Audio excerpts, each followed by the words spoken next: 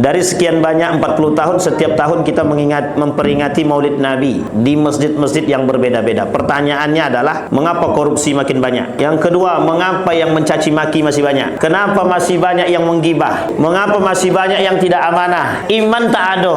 Padahal kemarin kita kurikulumnya revolusi mental. Semuanya kita revolusi. Saya ingin sampaikan sama Bapak Ibu, satu dari tagline PKI itu revolusi mental. Tahu arti revolusi mental tuh? Mengganti mental yang sehat jadi tak sehat. Nabi tidak menyempurnakan akhlak manusia, tapi Nabi memberikan contoh terbaik akhlak itu terhadap manusia. Kalau para koruptor, orang-orang penguasa menjadikan Nabi sebagai simbol kehidupannya dan pandangannya, selesai urusan.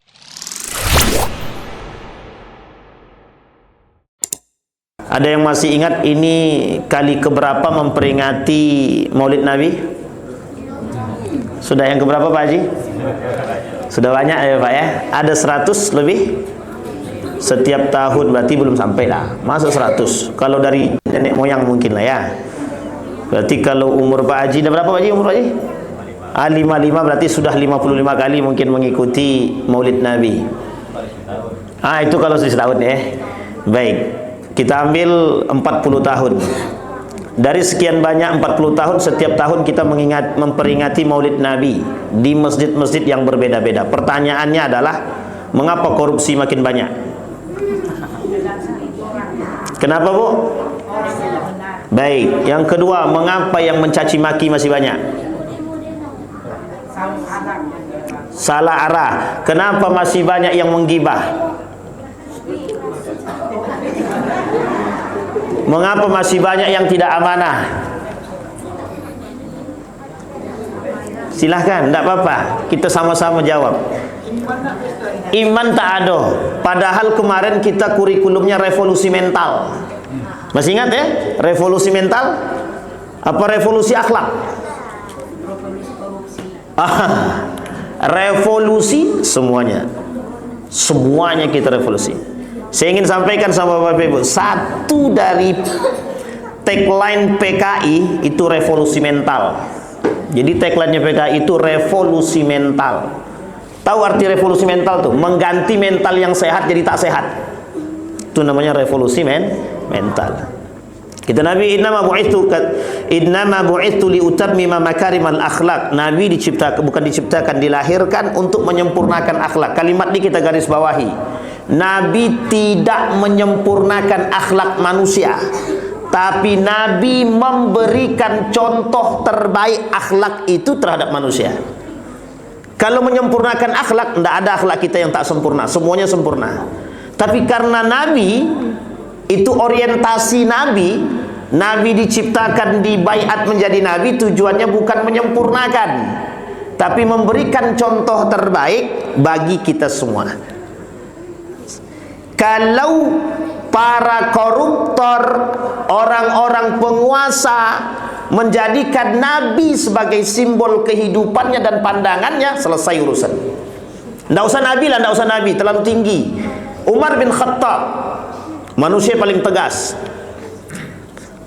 Kriteria kepemimpinan dalam Islam itu tergambar dari 4 pemimpin khalifah atau khulafaur rasyidin. 4 tambah 1. Satu anak daripada Ali bin Abi Thalib Al-Hasan selama 7 bulan. Berarti ada 5 yang digambarkan. Tambah 1 lah khalifah yang terakhir yang dianggap baik, Umar bin Abdul Aziz. Oke, ada 6. Kita runut. Abu Bakrin Siddiq, sangat sufi, tidak mau neko-neko. Apa Nabi buat, itu yang Nabi buat. Kalau tak dibuat Nabi tak mau. Sampai mengumpulkan Quran aja tidak mau dia. Ketika dikumpulkan ayat Al-Quran, ini tidak mau dia, bid'ah gitu deh. Tidak mau. Abu Bakar tidak mau. Apa kata Abu Bakar? Yang tidak dilakukan oleh Nabi aku tak mau lakukan. Kata Umar bin Khattab, ini kalau tidak dilakukan, ini semua orang hilang nih. Tidak ada yang kenal Al-Quran gitu. Singkatnya begitu. Satu, paling dekat replikanya Nabi Abu Bakar. Yang kedua, manusia paling tegas, Umar bin Al-Khattab. Kata Umar, kalau masalah pikiran itu saya serahkan pada Ali, tapi kalau masalah berantem, yuk saya siap. Itu Jabal Qubais yang di atas di Mekah, Ini Bapak Ibu kita doakan yang belum berangkat umrah semua, amin. Di Mekah itu di atas ada namanya Jabal Qubais. Samping Mekah tepat yang sekarang jadi tempat apartemen penginapan para tamu-tamu raja, namanya Jabal Qubais. Kata Umar, hei orang-orang Quraisy yang paling kuat naik ke atas, yuk jidal kita, yuk kita gelut. Itu bahasa kitanya begitu. Itu Umar. Sampai ketika Umar masuk ke dalam Islam, apa kata orang-orang Quraisy itu, kita bagaimana mau berani menghapus melawan Islam sementara orang yang paling kuat udah masuk Islam. Dia dua cadangan itu, Pak. Kata Nabi berdoa, ya Allah, kuatkan Islam di antara salah satu di antara keduanya, Abu Jahal satu, kemudian yang kedua Umar bin Al-Khattab. Tapi Allah pilih Umar bin Khattab, bukan Abu Jahal.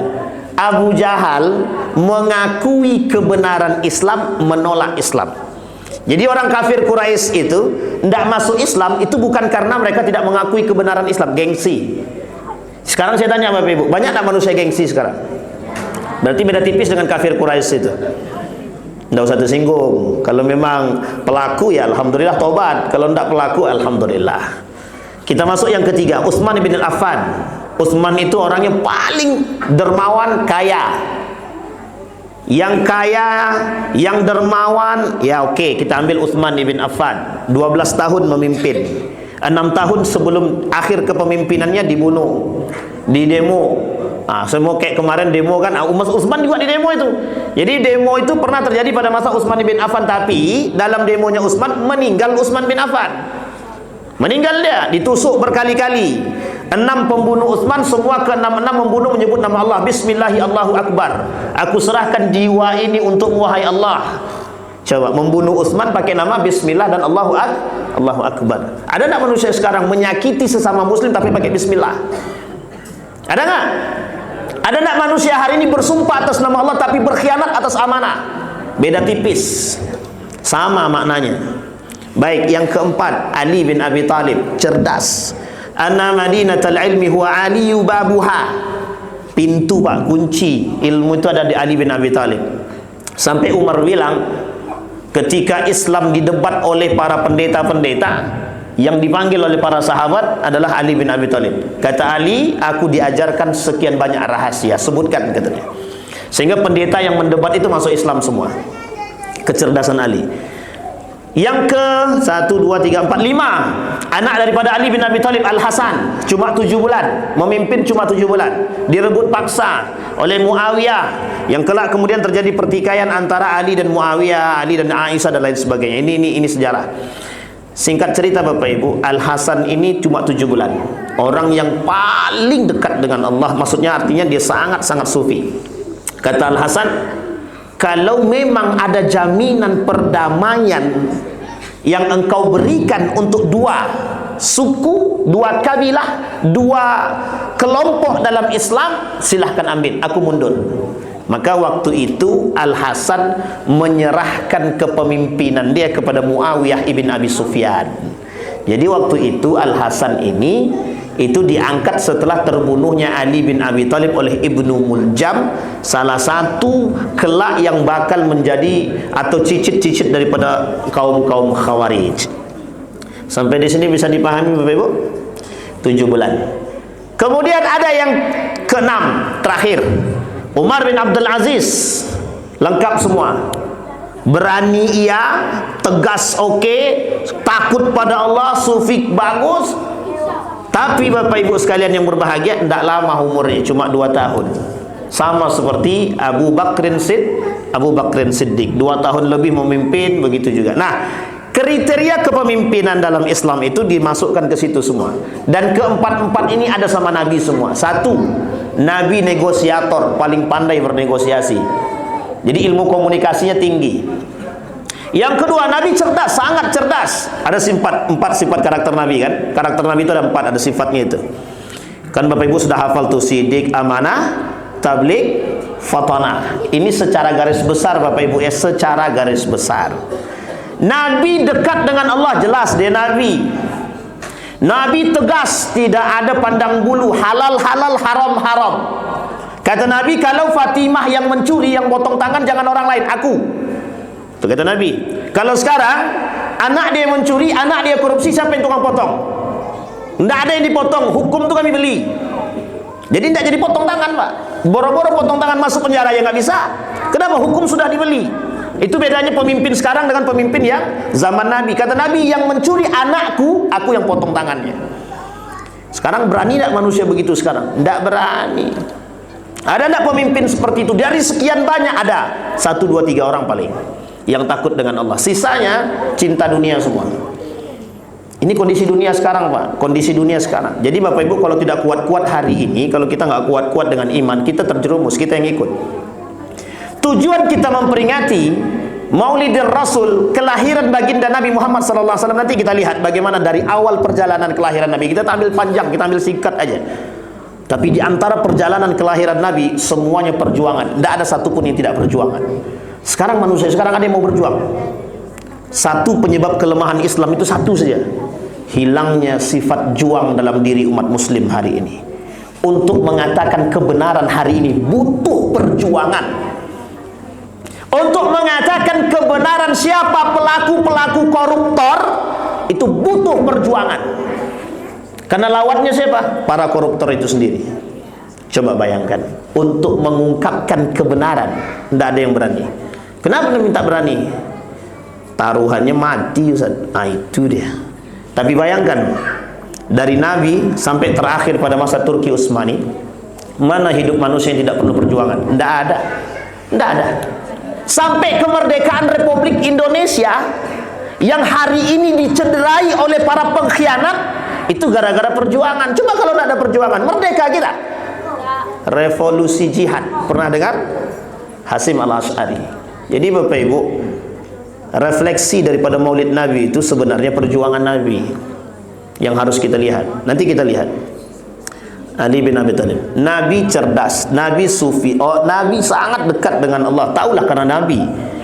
Perbedaan Nabi dengan nabi-nabi yang lain. Ketika Nabi dalam keadaan bermasalah, artinya gelisah, kata Allah turun ayat, alam nasrah laka sadrak.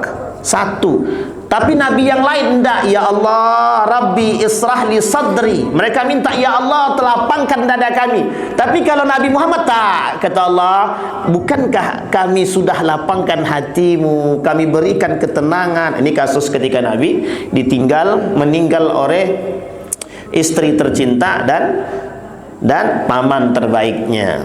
Ini kasus Nabi. Ini bukan kasus ya, tapi kesedihan Nabi. Nah, Bapak Ibu sekalian yang berbahagia, ada 4 karakter Nabi yang sebenarnya itu harus direfleksi oleh umat muslim hari ini. Satu, dia sangat takut dengan Allah. Yang kedua, dia sangat tegas, hitam-hitam, putih-putih. Nabi bilang begini dalam hadisnya, kata Nabi, kelak di akhir zaman tuh mereka akan menghalalkan yang haram dan mengharamkan yang halal, kata Nabi. Itu tidak ada ketegasan di situ. Kalau itu suap-suap, kalau bukan suap bukan, gratifikasi haram-haram. Kalau memang haram-haramkan. Jangan yang haram dihalalkan, jangan dibuat abu-abu. Makanya manusia sekarang ini banyak tertipu. Yang menipu justru, mohon maaf, yang mengerti agama. Ini masalah kita sekarang. Aku bersumpah demi Allah, tapi mereka khianati setelah sumpah. Mengaku mengerti agama. Jadi yang merusak Islam itu sebenarnya bukan hanya dari luar, dari dalam umat muslim itu sendiri. Maka tak salah kalau Nabi kata Nabi, bada al-Islam gharib wa sayaudu kama bada al-gharib, katanya. Islam itu datang dengan keadaan aneh, hilang dalam keanehan bagi umat muslim itu sendiri. Fatuba lil ghuraba, selamat orang-orang yang aneh itu siapa? Kita-kita nih, mudah-mudahan. Yang istiqamah dalam ketaatan seperti ini, mudah-mudahan kita termasuk orang yang aneh. Karena besok, Bu, ini kalau bahasa kami begini. Saya sudah lama bahasakan ini, normalisasi kecacatan. Tahu maksud saya normalisasi kecacatan? Jadi semua perilaku buruk hari ini itu dinormalisasi. Tahu arti dinormalisasi? Dimaklumkan. Semua perbuatan jahat hari ini dianggap maklum dan dimaklumkan. Makanya dinormalisasikan. Dulu orang zina takut, perempuan keluar pakai celana sempit takut. Kalau sekarang itu udah biasa, Ustaz. Biasa, inilah yang disebut dengan normalisasi. Sehingga dalam kacamata kebiasaan semua udah biasa, udah. Mau mencuri biasa, narkoba biasa, ganja biasa, minum khamar biasa, memukul biasa, mencaci biasa, memaki, semua kejahatan dinormalisasi. Itu Nabi yang bilang, bukan saya, Pak. Kata Nabi, kelak semua perbuatan kemungkaran itu biasa di hadapan orang-orang manusia itu. Jadi mohon maaf nih, saya tak menyamakan, tapi jangan tersinggung. Jadi dalam Al-Quran itu kata Nabi, kata Allah dalam Al-Quran, ada perumpamaan manusia itu seperti binatang. Allah umpamakan ada 7, kalau saya tak silap saya sekitar 7 atau 5 atau 7 karakter binatang yang Allah sebutkan dalam Al-Quran. Dan itu karakter itu hari ini banyak dipakai manusia itu. Ada karakter pertama. Karakter pertama itu kita sebut sebagai monyet. Monyet itu karakternya, identiknya monyet itu rakus. Sekarang saya tanya Bapak Ibu, banyak tak manusia rakus sekarang? Nggak usah jawab, yang penting kita aman kan begitu. Yang penting kita nggak rakus gitu. Tapi rakus dalam arti apa? Baik kecil maupun besar Pak, sama. Coba Ibu bayangkan pakai nalar logika, rakus itu. Masa laut mau dikapling?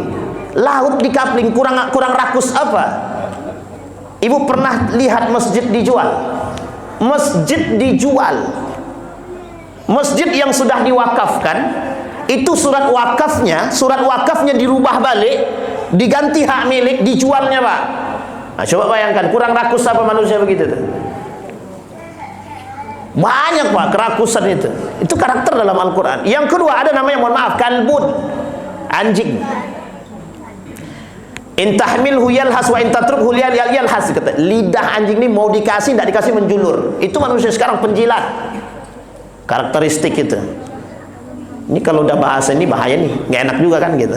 Tapi memang begitu keadaannya, bagaimana itu. Kita setiap tahun kita refleksi Maulidir Rasul, kelahiran baginda Nabi Muhammad sallallahu alaihi wasallam. Kita lihat perjuangan Nabi. Ini biar Bapak Ibu tahu perjuangan Nabi untuk hidup. Nabi untuk hidup berjuang. Nabi untuk hidup berjuang. 2 bulan meninggal ayah, oke masih aman, ada kakeknya. 6 tahun meninggal ibunya, masih aman, masih ada pamannya Pak. Tapi lihat perjuangan Nabi. Di bayi lahir bawa ke pasar, satupun wanita tidak ada yang mau menyusui Nabi. Satupun perempuan tidak ada yang mau menyusui Nabi. Sekarang kita pakai tebak-tebakan, siapa yang pertama kali menyusui Nabi? Ibu-ibu, jangan bapak-bapak, nanti banyak bayang-bayang Pak. Ibu-ibu, siapa yang pertama sekali yang menyusui Nabi? Siapa? Siapa Nek? Diangkat sedikit Nek, suatu. Siti Aminah. Oh enggak, siapa? Siti Aminah bukan? Oh bukan ya. Jadi ibunya enggak pernah nyusui ya. Baik. Rabi'ah? Salah itu. Rabi'ah itu. Sampai kapan pula Rabi'ah menyusui Nabi? Yang pertama yang menyusui Nabi pertama sekali ya jelas ibunya Siti Aminah. Tapi sebentar cuma tak keluar lagi asinya. Nah, siapa orang yang kedua? Salah. Nah, ini perlu kita sampaikan, kita luruskan dulu. Yang bengkok-bengkok ini kita luruskan. Salah. Tak usah keras-keras lagi. Salah. Yang pertama Suwaibah. Siapa Suwaibah tuh? Yang dapat jawab boleh pulang duluan. Siapa Suwaibah itu? Harus tahu. Harus tahu. Bapak Ibu, biar Bapak Ibu paham, Nabi kecil dibawa ke pasar, lahir dibawa ke pasar ketika Nabi menyusui kepada Aminah dan tidak ada lagi ASI daripada Aminah. Ada satu kebiasaan orang-orang waktu itu, bayi-bayi baru lahir harus dibawa ke desa. Tak ada satupun perempuan yang mau menyusui Nabi. Sepanjang itu Nabi nangis terus. Dari selesai menyusu daripada Aminah, nangis sepanjang itu. Tak ada satupun yang menyusui. Tahu Bapak Ibu alasannya apa? Ini Ustaz ini tak pakai titik koma kalau ngomong nih gitu. Anak yatim. Yang kedua, miskin. Jadi karakter kemiskinan Nabi itu udah dipandang orang dari dulu. Mulia tuh bapak dia, kakek dia mulia. Kakek orang kaya, pamannya kaya. Tapi mohon maaf, Nabi kecil tak ada satupun wanita yang mau menyusui. Jadi yang pertama yang menyusui Nabi adalah Siti Aminah, jelas itu ibu kandungnya kan. Yang kedua Suwaibah. Suwaibah ini ibu-ibu itu budak. Budak siapa? Abu Lahab. Rumahnya yang sekarang jadi tempat kamar mandi, itu rumahnya. Yang kuburannya itu tempat berak burung. Jadi dihinakan oleh Allah di dunia dan di akhirat. Rumahnya tak jauh dari rumah Nabi itu, rumah kelahiran Nabi. Di samping rumah kelahiran Nabi ada tempat pemandian air Zam-Zam, bukan sumur Zam-Zam ya, tempat pemandian. Di sampingnya ada rumah Nabi, di samping rumah kelahiran Nabi, di samping rumah kelahiran Nabi belok ke kiri sedikit ada di atas tuh kamar mandi, itu tempat rumahnya Abu Lahab dulu yang dihinakan. Kuburannya itu di tempat pembuangan kotoran, termasuk burung-burung dan lain sebagainya. Itu sangat dihinakan, itu di dunia aja dihinakan, apalagi di akhirat dia itu. Tabbat yada Abi Lahab. Tapi yakin tak ibu-ibu, Abu Lahab, Abu Jahal, Abu Sufyan itu mengakui kebenaran Islam, sangat mengakui. Tahu ibu-ibu kenapa alasan dia tak mau masuk Islam? Yang tahu alasan boleh pulang.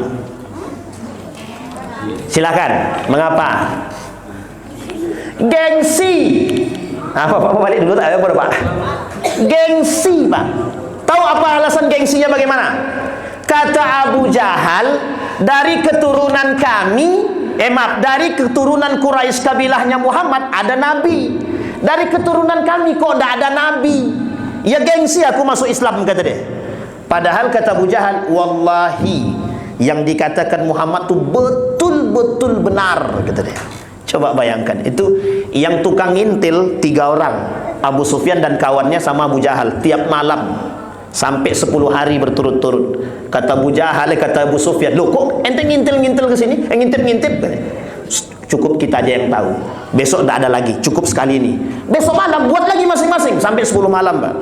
Cuma pengen tahu kebenaran. Ternyata apa yang mereka dengar sama seperti apa yang dirasakan oleh Umar bin Al-Khattab. Hanya saja hidayah itu, innaka lan tahdi man ahbabta walakinallaha yahdi man yasha.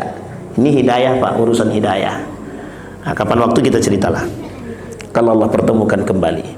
Sampai di sini paham ya Ibu? Itu yang kedua. Sekarang yang ketiga, siapa yang menyusui Nabi yang ketiga? Ini perjuangan nih Pak. Siapa yang menyusui Nabi yang ketiga? Siapa Bu? Halimatus Sa'diyah. Salah. Salah Bu. Yang ketiga itu Ummu Aiman. Ummu Aiman itu budak daripada Siti Aminah. Ketika Suwaibah malam dia menyusui, ini Siti Aminah sudah tidak ada ASI, malamnya disusui oleh Suwaibah. Besoknya Suwaibah harus berangkat bersama suami karena sudah tidak lagi menjadi budak dan sudah merdeka. Dan memang ASInya pun sudah menipis, hanya tersisa untuk anaknya. Nangis Nabi malam itu. Kemudian menyusulah Nabi kepada Ummu Aiman. Jadi satu ketika Nabi sedang duduk di Masjid Nabawi bersama dengan para sahabat. Ketika sedang duduk, tiba-tiba masuk seorang perempuan jalan. Ketika seorang perempuan di jalan, Nabi datang menyamperin. Nabi tunduk begini, menghormati begini. Kemudian diambil sama Nabi, tangannya dicium tangannya. Sahabat bingung, siapa nih perempuan kok sebegitu mulianya di hadapan Nabi? Ditanya sama sahabat, siapa dia? Itu ibuku, kata Nabi. Kenapa dikatakan ibunya? Karena pernah mengurus Nabi selepas wafatnya ibunya Siti Aminah. Di mana itu? Di perbatasan antara Mekah dan Madinah. Di mana itu? Di Abwa. Di situ perbatasan antara Mekah dan Madinah. Kata Siti Aminah, waktu kecil itu Nabi disusui oleh Siti Aminah. Ternyata asinya Siti Aminah pun tak banyak keluar. Nah, Nabi punya satu susuan dengan Hamzah kepada Suwaibah. Jadi Hamzah itu pernah nyusu kepada Suwaibah. Jadi Hamzah paman Nabi itu pernah nyusu kepada Suwaibah. Jadi Nabi dengan Hamzah ini adik beradik satu susuan. Jadi adik-beradik satu susuan. Jadi banyak nih yang satu susuan sama Nabi, dia banyak, ada 13 lebih. Ada 13 lebih sahabat Nabi yang satu susuan dengan Nabi. Baik yang tua maupun yang muda. Itu yang ketiga, Ummu Aiman. Siapa dia Ummu Aiman ini? Budak daripada yang membantu Siti Aminah di rumah. Ini sejarah yang tak disebutkan dalam buku catatan sejarah, betul ya? Dalam sejarah kebudayaan Islam itu tak dituliskan. Banyak sejarah kebudayaan Islam itu banyak sejarah Nabi yang tidak dituliskan. Apa alasannya? Alasannya sederhana satu. ingin menutupi cerita-cerita yang lain di balik cerita tersebut. Yang kedua, ingin memasukkan cerita-cerita Israiliyat. Jadi dalam cerita Islam ini Pak, banyak namanya cerita Israiliyat kalau kita tak pandai-pandai. Nah, jadi kalau tak pandai-pandai, kita tak ngerti, kita dalam cerita ini banyak tipu daya dalam cerita, dan itu penting untuk merubah. Jadi kenapa sejarah ini harus dirubah? Nah, inilah hari ini yang kita alami Pak. Banyak yang tidak kenal dengan para pejuang-pejuang Muslim dalam kemerdekaan Republik Indonesia ini. Yang kita tahu kan orang-orangnya itu-itu saja.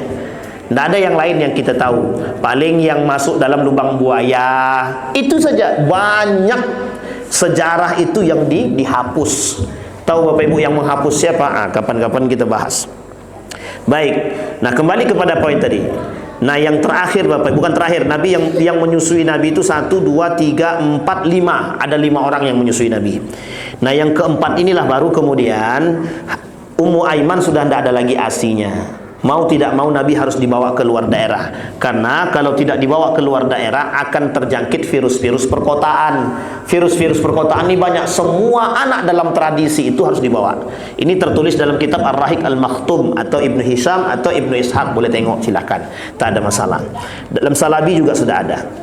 Jadi Bapak Ibu, singkat cerita, kata Ummu Aiman begini, kata Halimah begini, Bang, ini paceklik. Tempat kita ni sekarang hujan tak turun-turun. Sementara keledai-keledai kita kurus. Susunya sudah tak banyak. Anak kita ni sekarang menangis tak berhenti-berhenti. Sementara tanaman-tanaman kita sudah kering-kering semua. Mau tidak mau, semua perempuan yang ada di perkampungan Sa'id tersebut, namanya perkampungan Sa'ad. Perkampungan Sa'ad tersebut 30 menit dari Mekah. Dari Ka'bah itu, dari Masjidil Haram itu 30 menit. Nah, itu boleh kalau naik taksi bisa sampai, sebutkan aja perkampungan Sa'ad tentang tempat Halimah, dah sampai itu. Mesti dibawa sama tukang taksi dan tahu itu sudah. Jadi Bapak Ibu, 30 menit menggunakan keledai. Berangkat mereka, semua berangkat. Sampai di Pasar Ukas namanya. Pasar Ukas itu ini Ka'bah. Nanti ada namanya di situ, ada namanya Hijr Ismail.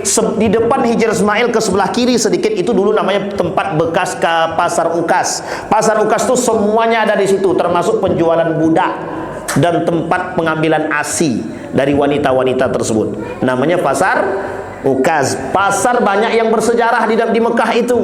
Nah, ini penting dalam orang-orang yang berangkat umrah perlu tahu tentang pasar-pasar tersebut, karena penjualan-penjualan budak termasuk salah satunya yang dijual itu adalah Nuaiman, sahabat daripada Nabi yang pernah mabuk, itu juga dijual di situ. Baik, singkat cerita Bapak Ibu sekalian yang berbahagia, sampai mereka di Mekah nih, ibu-ibu perempuan-perempuan ini, semua perempuan perkampungan Bani Sa'ad ini sudah mendapatkan bayi. Pas Nabi Muhammad tak ada satu pun yang mau memilih Pak. Satu pun tak mau, termasuk Halimah.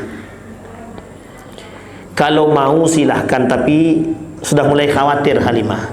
Satu, anak yatim. Yang kedua, miskin. Tak ada lagi yang diharapkan, tak ada. Akhirnya malam itu juga mereka kembali. Balik Pak. Maksudnya kembali itu ke tempat permukiman, istirahat. Dalam istirahat tu anaknya menangis, ASI tak keluar lagi. ASI daripada Halimah ni tak keluar lagi.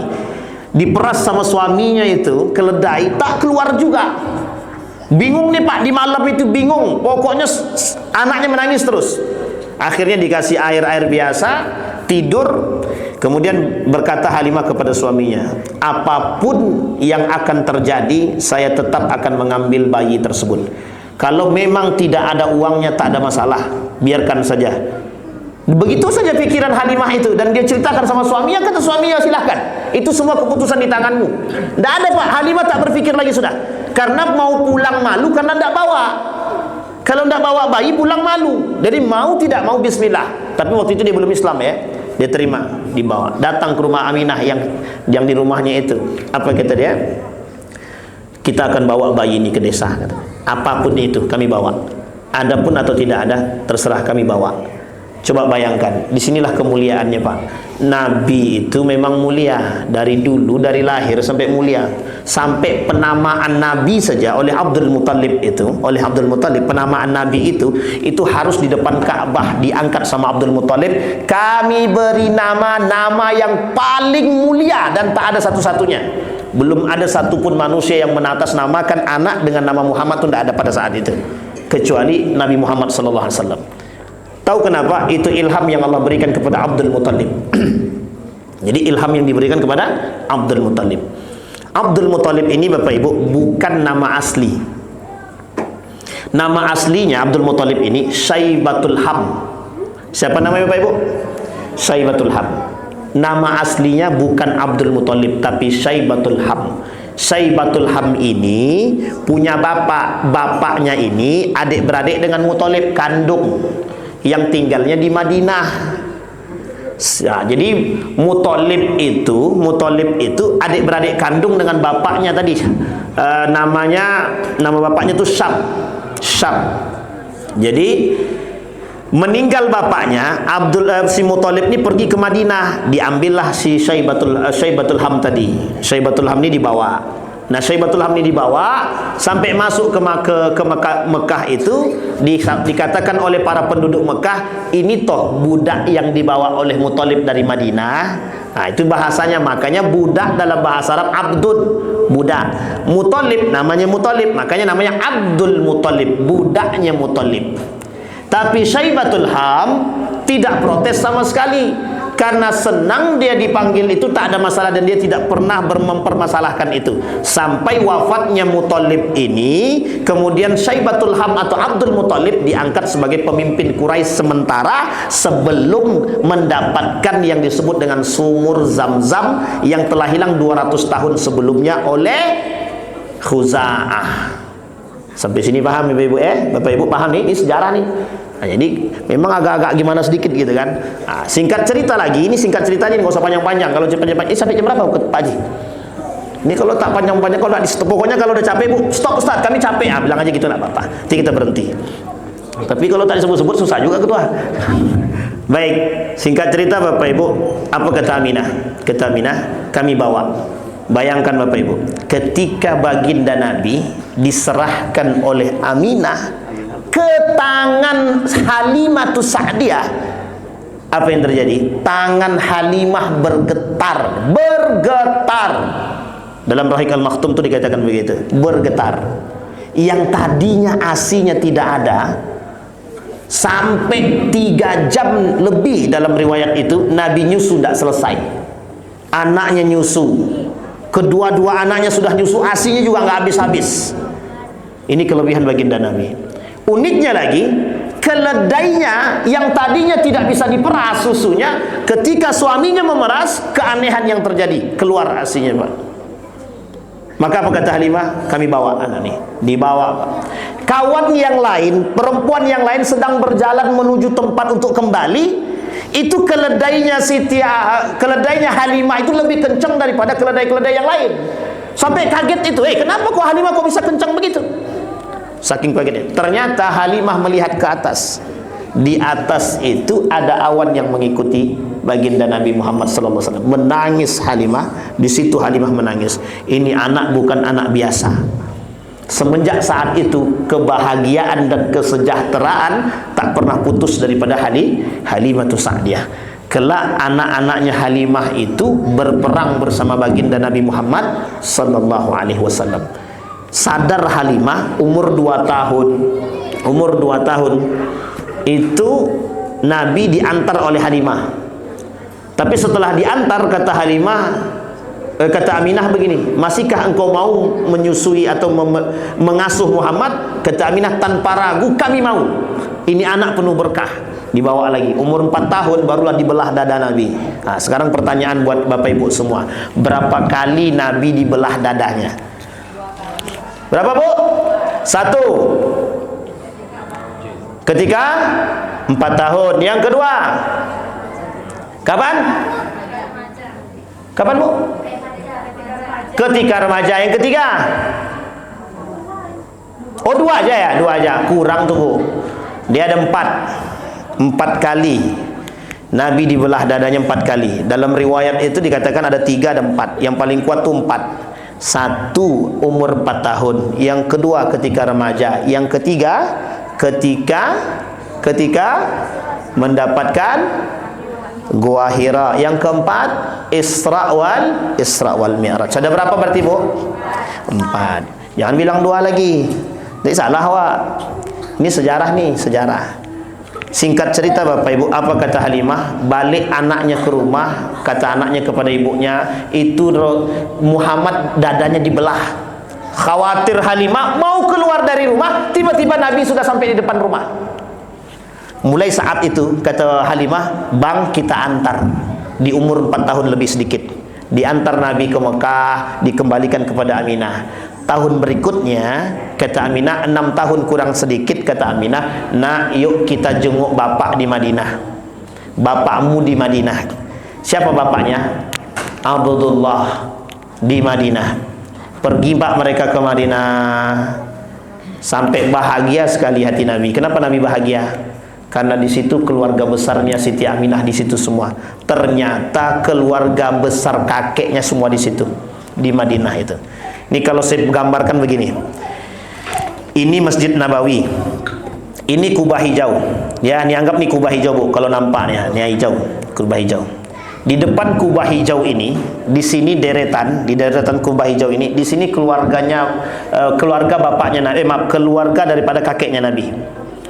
Di sebelah kanan sini, yang sekarang menjadi pelataran dan sekitar situlah, itu keluarganya Siti Aminah. Jadi keluarganya Siti Aminah semua di situ. Bahagia sangat Nabi. Kenapa bahagia? Karena Nabi bertemu dengan bapaknya meskipun sudah meninggal. Artinya Nabi datang ke kuburannya. Yang hari ini kuburan kedua-duanya, Siti Aminah dan Abdullah, tidak boleh dikunjungi. Dan gak ada yang tahu kuburannya di mana kecuali Aminah. Kalau Aminah ada di Abwa, kalau Abdullah itu ditutup. Tidak boleh lagi ada. Ada yang mengatakan di Baqi, ada yang mengatakan di depan Masjid Nabawi, tak jauh dari pintu pertama. Tak jauh dari sekitar situ.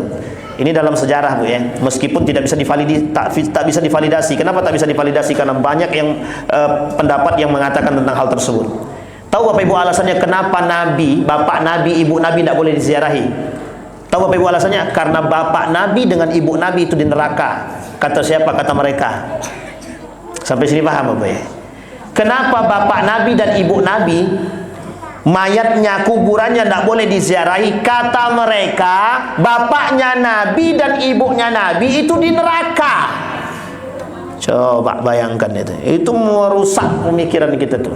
Tapi gimana lagi, memang begitu pemahaman mereka. Kata hadisnya begini, hadisnya sederhana. Kata hadisnya itu, ketika seorang sahabat bertanya kepada Nabi tentang di mana orang tuanya, kata dia, orang tua kita di neraka, orang tuamu di neraka, orang tuaku di neraka.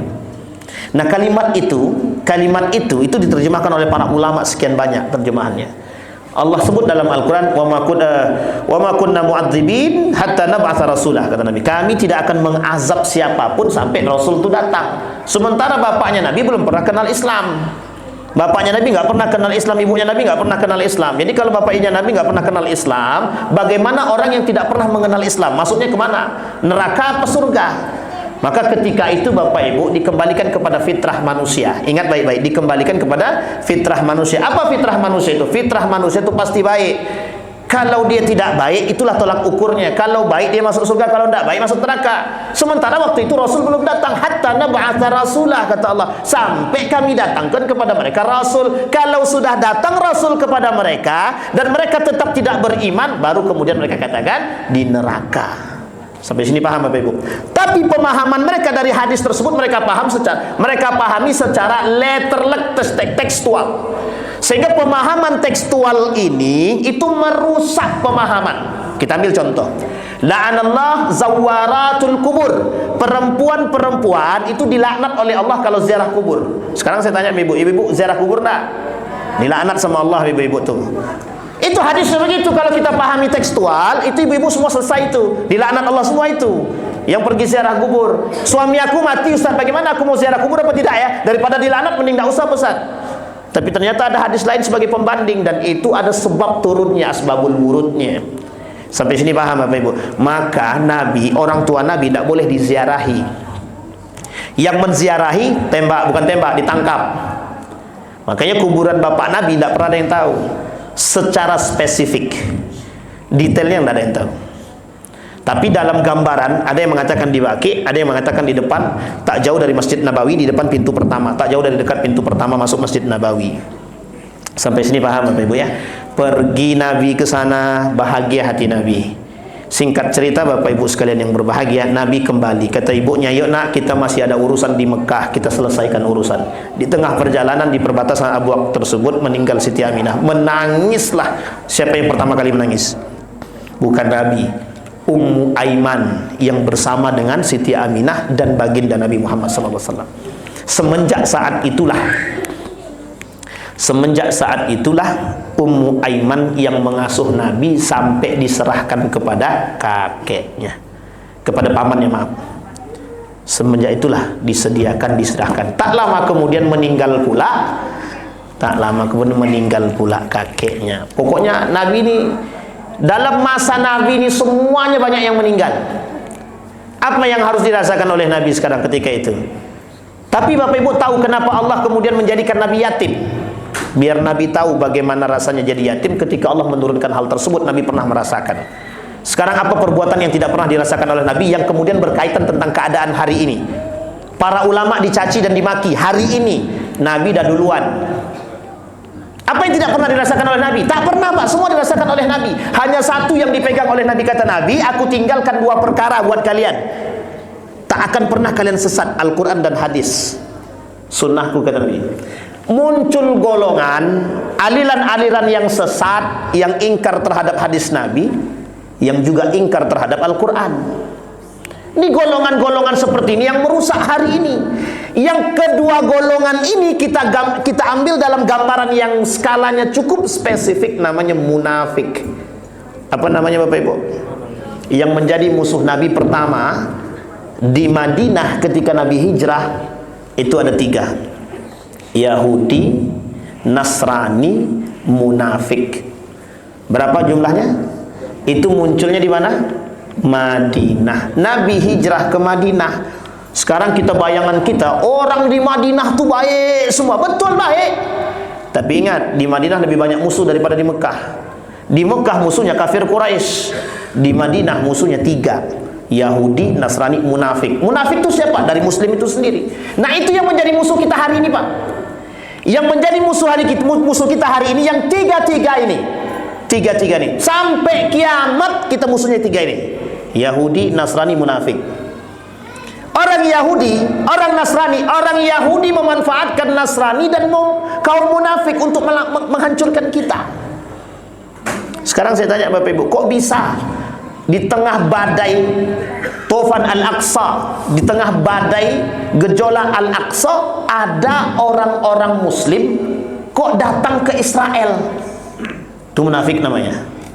Tersinggung tak tersinggung biarkan aja lah. Itu munafik namanya.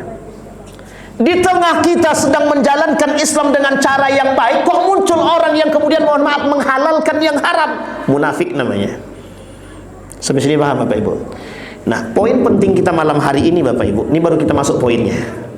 Dari tadi itu Bapak cerita aja. Sekarang poin pentingnya adalah ada hal yang harus kita pahami dalam menghadapi kekacauan dunia hari ini daripada baginda Nabi Muhammad SAW. Ini poin intinya Bapak Ibu.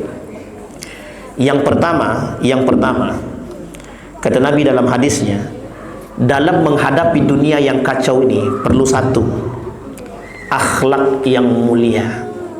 Nah, malam hari ini judul kita revolusi akhlak. Revolusi akhlak. Ustaz, kok bahasanya revolusi? Biarkan. Kita sekarang ini dalam memperbaiki akhlak. Sekarang kita runut satu-satu Bapak Ibu. Mengapa kita harus berbicara tentang akhlak? Tahu Bapak Ibu kenapa kita berbicara tentang akhlak? Ini saya ambil contoh yang paling spesifik, yang paling hangat sekarang. Sebab lisan tak berakhlak, sebab lisan tak bertulang, apa yang terjadi sekarang? Penjarahan di mana-mana. Itu gara-gara lisan. Sekarang saya tanya Bapak Ibu, sakit hati tidak Bapak Ibu kalau ada yang mengatakan, ibu nih sudah miskin, mengemis pula lagi. Yang ngomong orang kaya, yang tak pernah punya perhatian kepada kita. Sakit hati tidak? Sakit hati. Kalau sakit hati apa yang ibu buat? Membunuh orang pun mau. Bayangkan Bapak Ibu. Itu sebabnya apa? Dua-duanya tidak berakhlak itu.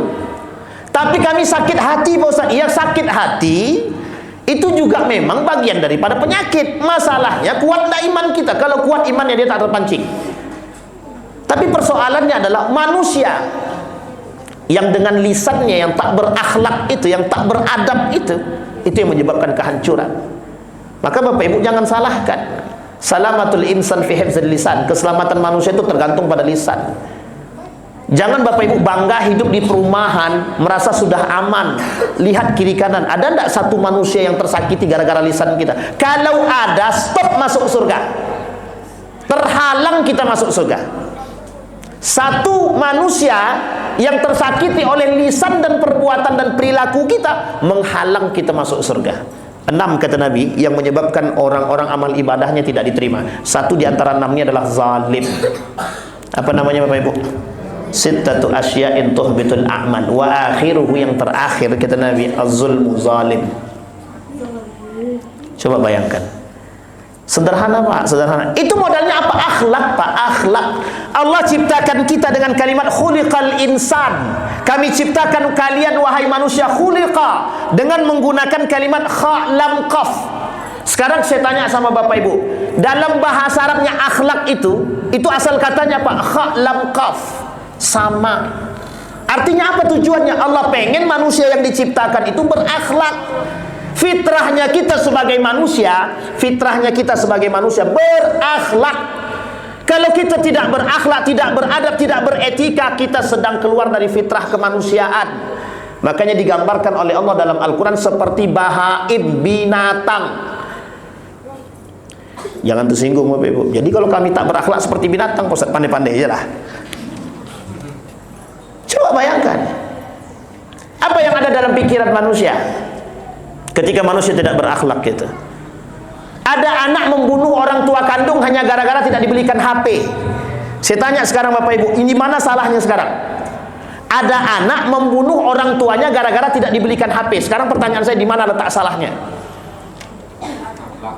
Di mana Pak? Akhlak. Sekarang kita lihat dulu, yang salah siapa? Bapaknya kah? Mamanya kah? Agamanya kah? Atau anaknya kah? Orang tuanya. Cepat kali kesimpulannya. Sebab bayangkan Bapak Ibu, ada orang tua berakhlak, anaknya tak berakhlak, faktornya lingkungan. Ada orang tua tidak berakhlak, ada anak yang berakhlak, faktor masih lingkungan. Ada dua-duanya tidak berakhlak, juga faktor mereka itu memang. Lah kalau anak bapak mamanya tidak berakhlak, anaknya juga nggak berakhlak. Ini memang begitu harusnya memang.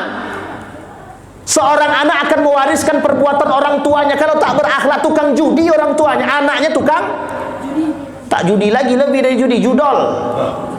Kalau bapaknya main judi konvensional, anaknya judi online. Coba bayangkan. Hati-hati Pak. Ini persoalan kita. Nah sekarang saya kasih tahu Bapak Ibu, ini biar kita paham dulu. Kita tidak langsung mengklaim, tidak langsung menjustifikasi atau menghakimi. Bapak Ibu, kita ini dulu bangsa yang bermoral. Kita ini adalah bangsa yang bermoral. Nah sampai sini paham ya Bapak Ibu ya. Kalau kita tidak bermoral, tidak keluar namanya revolusi jihad. Jihad untuk jihadnya yang dikeluarkan fatwanya oleh Hasyim Al-Asy'ari untuk mengangkat peradaban kita, negara Republik Indonesia, biar satu, beragama, bermoral, beradab, berakhlak, semua jadi satu di situ Bapak Ibu. Artinya founding father kita, para pembesar-pembesar kita dalam memerdekakan Republik Indonesia ini, mayoritas dulu ya, mayoritas itu sandarannya akhlak.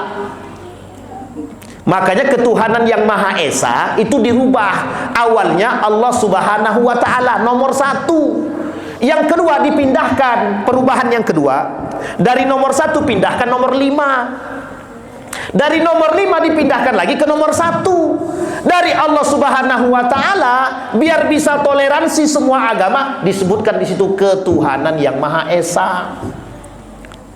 Yang kedua, apa Bu Pancasila kita yang kedua? Ibu-ibu, yang pertama ketuhanan, masa yang kedua ada kalimat peradaban di akhirnya. Beradab ada apa tujuannya? selain daripada bertauhid, kita harus beradab. Artinya apa? Agama menjadi payung agar manusia bisa beradab. Lah sekarang muncul kelompok yang membuat kita agar tidak beragama. Jangan bicara politik di dalam masjid. Itu mengenyampingkan agama daripada urusan politik. Tidak ada kaitannya urusan pemerintahan itu dengan agama. Agama cukup masuk masjid, sholat 5 waktu, selesai urusan. Begitukah agama mengajar? Akhirnya apa yang terjadi? Hancur lebur. Mulai dari atas sampai bawah hancur semua. Sampai sini paham Bapak Ibu? Yang dipilih mantan preman atau preman, yang memilih jauh lebih preman. Sampai sini paham Bapak Ibu ya? Jadi ini keadaan kita sekarang gitu. Makanya perlu yang disebut dengan revolusi bahasa sederhananya, yuk kita kembalikan akhlak yang baik. Kalau manusia ini berfitrah berakhlak Pak, selesai urusan kita. Kalau kita mau jadikan Rasulullah sebagai panutan dalam hidup kita, selesai Pak. Apa pernah Rasulullah mengajarkan kita membenci dengan kelompok yang lain? Pernah gak Allah mengajarkan kita membenci kelompok yang lain? Gak pernah Pak. Nabi justru membangun yang disebut dengan piagam Madinah, menyatukan kaum muhajirin, menyatukan ansar, munafik, Yahudi, Nasrani jadi satu semua. Dan semua dihakimi sesuai dengan agama masing-masing. Kalau orang Yahudi yang melanggar, ditengok hukumnya dalam kitabnya Yahudi. Kalau Nasrani yang melanggar, ditengok hukumannya dalam kitab Injil. Kalau umat Muslim yang melanggar, ditengok dalam Al-Qur'an. Kurang apa toleransinya? Sangat toleransi. Islam jangan diajarkan bertoleransi. Salah itu kalau mengajarkan Islam bertoleransi itu. Masalahnya kita manusia ini mau tidak mempelajari itu gitu. Ini refleksi daripada Maulid Nabi itu begitu harusnya. Biar kita bermoral dan bermartabat. Apa pernah Nabi mengajarkan umat Muslim itu menjilat? Apa pernah Islam mengajarkan manusia menjilat? Tidak pernah. Pernahkah Islam mengajarkan manusia rakus? Tidak pernah. Lah kok sekarang banyak manusia yang rakus, menjilat dan lain sebagainya? Ada alasan? Ada. Kata Nabi, manusia di akhir zaman itu lebih banyak cinta terhadap dunia.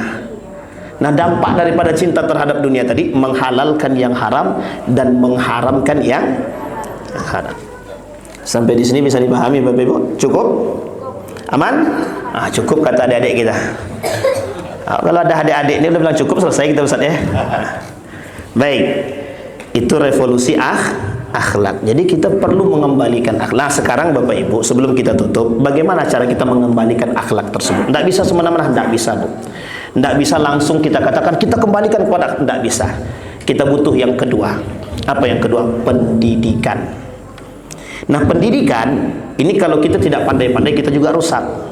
Nah, caranya adalah itu sejalan dengan apa yang dikatakan oleh A.A. Gim. Jadi apa yang dikatakan oleh A.A. Gim itu dari dulu sampai sekarang itu relevan, sangat relevan. Dimulai dari rumah sendiri. Dimulai dari rumah sendiri. Kalau kita bisa memberikan lingkungan yang baik dalam pendidikan yang baik kepada anak-anak kita, insya Allah generasi kita terjaga. Setidaknya mohon maaf Bapak Ibu, berapa banyak jumlah orang tua yang hadir dalam masjid ini sekarang? Setiap orang di antara kita punya peran yang sama, memberikan pendidikan akhlak yang baik kepada anak-anak kita. Anak kita mencuri, kita yang menghakimi, kita yang menghukumi Pak. Anak kita, jangan pula kita yang takut sama anak Pak. Kita banyak yang takut sama anak sekarang nih. Mak nih, bapak nih, mak bapaknya disegah Pak. Coba bayangkan, itu kalau sempat begitu tuh Pak, dah lah tuh. Kalau zaman dulu Pak, hilang tuh kepalanya tuh Pak. Orang tua kami zaman dulu sempat begitu, mulut-mulut tuh hancur buatnya. Kalau sekarang kita pukul anak kita, masuk penjara Pak. Dimasukkan kita dalam penjara. Inilah nih orang tua yang durhaka kata dia. Orang tua pula yang durhaka kata dia. Padahal anak yang memaki-maki kita. Tapi mau kita salahkan anak, belum tentu juga bisa seutuhnya Pak. Karena anak biasanya mewarisi karakter bapak dan ibunya. Sampai di sini paham Bapak Ibu ya. Jadi apa artinya? Peran Pak. Peran orang tua dan peran ibu dan bapak itu sangat penting dalam membentuk akhlak anak. Bapak Ibu, ini saya minta maaf. Yang punya kesibukan, pergi pagi, pulang pagi, pergi lagi, tidak pulang-pulang. Tolong betul berikan waktu untuk anak. Saya serius nih Pak. Bicara serius nih. Berikan waktu untuk anak. Jangan sampai nanti anak tidak kenal dengan kita, kenalnya dengan pembantu, kenal dengan orang yang membantu kita, yang membantu yang mengurusi anak. Ini kejadian nih Pak, kejadian kawan saya punya anak, anaknya manggil kawan ini, apa kata dia? Om. Saking jarangnya bertemu dengan bapaknya, dipanggil sama anak tadi Om, padahal itu bapak kandungnya. Sementara tetangga sebelah yang sering ngurus dipanggilnya bapak. Iya kalau karakter tetangga itu baik. Kalau yang mohon maaf, kalau bejat ya. Jadi jangan salahkan. Sesibuk apapun Bapak Ibu, kasih waktu untuk anak. Sampai rumah buang HP itu. Main sama anak Pak, main. Mereka butuh figur Pak. Sama halnya kita hari ini butuh figur. Kita semua ini sama mindset kita Pak, berharap punya figur yang sama seperti Nabi hari ini. Tapi kan tidak mungkin itu Pak. Tapi kita butuh figur itu, butuh Pak, sangat butuh. Apalagi di tengah kekacauan sekarang nih, kita butuh figur pemimpin seperti para khulafaur rasyidin. Cuman kan kita harus serius juga gitu. Yang ketiga, bagaimana cara kita membentuk karakter tersebut, akhlak di rumah tadi. Nah ini yang paling penting Pak, yang ketiga nih. Kenalkan mereka dengan Islam, kenalkan mereka dengan Islam, kenalkan mereka dengan nilai-nilai seperti yang dilakukan oleh Nabi. Nah, kalau Bapak Ibu berbicara tentang refleksi baginda Nabi Muhammad SAW dalam kehidupannya, itu yang dilakukan Nabi. Nabi kenalkan anak yang pertama itu tauhid, bukan duit, bukan HP. Ini anak baru lahir, untuk mohon maaf biar tak nangis dikasih tontonan. Apa tontonannya? HP. Dalam tontonan mohon maaf, mending kalau yang ditonton tuh ngaji. Ini yang ditonton mohon maaf yang buka-buka aurat. Jadi anak tuh sudah tersimpan dalam otak dia begitu. Sampai sini paham Bapak Ibu ya? Kenalkan agama, kenalkan Islam, kenalkan Al-Quran, kenalkan Nabi. Kenalkan anak-anak kita hari ini dengan figur-figur tokoh-tokoh muslim. Jangan Raffi Ahmad, jangan pelawak-pelawak yang lisannya tak pernah terjaga. Jangan Pak, mohon maaf, jangan. Anak kita hari ini, generasi hari ini mengidolakan artis. Kalau artis yang diidolakan itu mengajak masuk surga, masih mending. Ini mohon maaf, berlomba-lomba mencari harta. Sampai sini paham Bapak Ibu? Jadi kita nggak mengenalkan kepada mereka agama, kita yang salah. Kita memang Ustaz ada bapak ibunya baik, Ustaz agamanya pokoknya rajin. Tengok dulu anaknya, anak angkat bisa jadi. Mungkin Ustaz, tapi anak kandung Pak Ustaz bisa jadi faktor lingkungan. Artinya apa? Orang tua juga perlu tegas dengan anak. Kalau kau tak balik jam 10 nih, tak usah kau balik ke rumah lagi. Dikasih pula batas jam 10. Selesailah urusan. Ingat Bapak Ibu, setan iblis hantu belau itu keluarnya habis maghrib. Jadi mulai dari maghrib tuh, itu jam keluarnya mereka, jam keluarnya. Jadi kalau kita biarkan anak ini keluyuran, kalau dia tak punya iman yang kuat, banyak kawan setannya nanti. Sampai sini paham ya Bapak Ibu?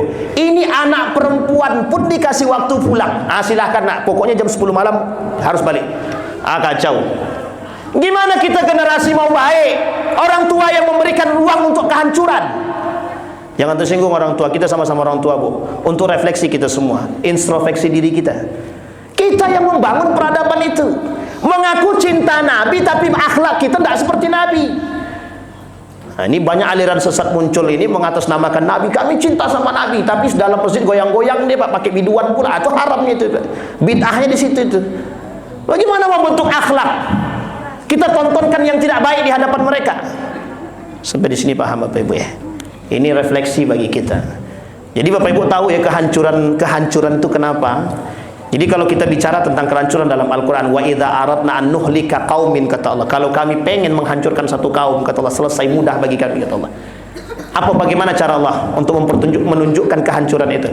Kalau sudah manusia ini tidak berakhlak, hancur semua sudah. Kalau lisannya terjaga, ada nggak yang tersakiti? Kalau kebijakannya baik, ada nggak yang tersakiti? Harusnya kan simbiosis, mutualisme, bisa saling memahami. Itu kalau pegangannya agak moral, akhlak, adab, itu yang kita butuhkan. Makanya kenapa mereka lebih brutal daripada orang-orang yang di sana? Ya mungkin disebabkan karena rasa sakit yang sudah terlalu mendalam. Kalau bahasa kawan saya, akumulasi itu Ustaz, kata dia. Oh iya juga ya, saya bilang akumulasi. Sampai sini paham ya Bapak Ibu. Tapi coba semuanya menggunakan akal sehat dengan akhlak yang mulia. Akhirnya apa? Ini sekarang dampak daripada perbuatan, semua hancur. Akhirnya apa? Nanti renovasi pakai apa? Buat duit lagi. Kan hancur sudah, banyak hancur, kemudian keluarkan uang. Selesai Pak di situ. Apakah kita merasa puas? Enggak Pak, enggak ada kepuasan kita. Justru kita makin enggak puas Pak. Nah ini yang menjadi masalah bagi kita sekarang. Maka kita butuh hari ini bukan merevolusi, mengembalikan akhlak-akhlak yang baik yang berdasarkan kepada Al-Quran. Bagaimana cara Nabi bermuamalah? Kita lihat Pak, Nabi itu baik, akhlaknya mulia, tutur katanya lembut. Nabi tak pernah kasar, tak pernah. Nabi tak pernah kasar kepada siapapun. Nabi tidak pernah kasar. Baik, ada pertanyaan Bapak Ibu? Tidak ada, alhamdulillah. Ini udah tengah malam kan ada pertanyaan udah. Dan dini hari ini kan. Baik Bapak Ibu ya. Nah, ada pertanyaan Bapak Ibu? Aman ya? Nah, di sini ternyata refleksi kita adalah kembali kepada diri kita sendiri. Maka perlu sesekali melihat kembali ceramahnya AA Game, bagaimana mengembalikan nilai-nilai tersebut ke dalam rumah tangga. Ada rekomendasi buat Bapak Ibu semua. Lihatlah video-videonya Ustadz Adian Husaini, Ustadz Budi Ashari, Ustadz Adi Hidayat, dan para asatid yang lain untuk membangun keluarga-keluarga yang baik. Tidak ada kata terlambat Pak, mohon maaf, tidak ada kata terlambat. Tapi kita butuh generasi yang mohon maaf akhlaknya mulia.